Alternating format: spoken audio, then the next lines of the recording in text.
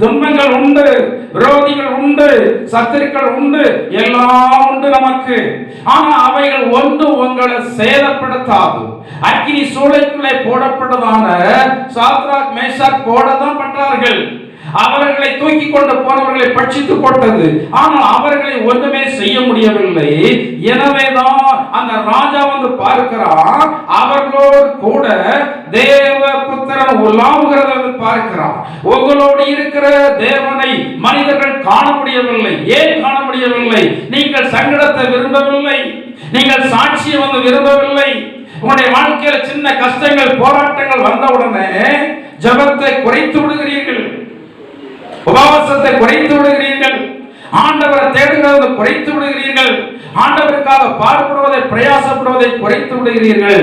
இது ஒரு வனாந்தர வாழ்க்கை தான். ஆனா செழிப்பு உங்களுக்கு இருக்கிறது என்பதை நீ என்ன செய்யக்கூடாது, என்ன செய்யக்கூடாது. ஏன்னா கிறிஸ்துவுக்காக இழந்தவர்கள் யாரும் என்னானதில்லை, என்னானதில்லை.